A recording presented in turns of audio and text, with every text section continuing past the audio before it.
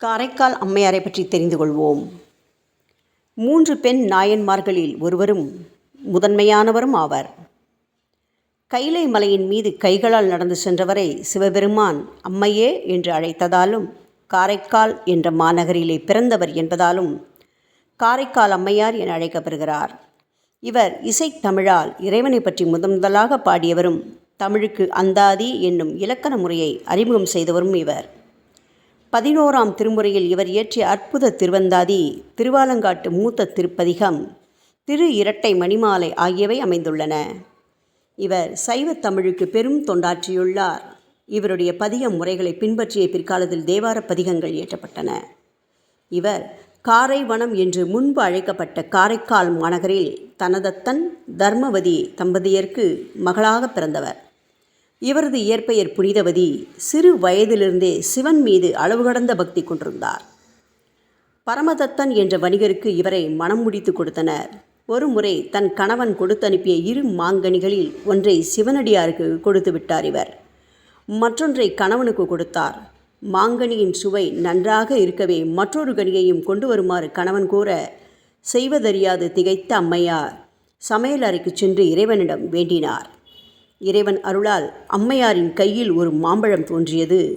மகிழ்ச்சியுடன் கணவருக்கு அதை கொடுத்தார். முன்பு உண்டதை விட இக்கனி அதிக சுவையுடன் இருக்கவே பரமதத்தன் காரணத்தை கேட்டார். நடந்ததை அம்மையார் கூற பரமதத்தன் அதனை நம்பவில்லை.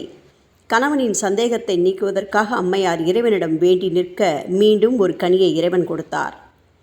அதை கண்டு வியந்த பரமதத்தன் அவரை தெய்வ பெண்ணாக எண்ணி தான் உடன் வாழ்வது தகாது என்று அம்மையாரை விட்டு வேறு ஊருக்கு சென்று விட்டார். கணவனுக்காக சில காலம் காத்திருந்த அம்மையார், கணவன் மதுரை மாநகரில் வேறு பெண்ணை மனம் செய்து வாழ்கிறார் என அறிந்தவுடன் இறைவனை வேண்டி இளமை வடிவம் நீங்கி எல்லோரும் வணங்கும் சிவபூதகன வடிவத்தை பெற்றார். இறைவன் உறையும் கைலாய மலையில் தன் கால்கள் படலாகாது என்று கைகளால் நடந்து சென்றார்.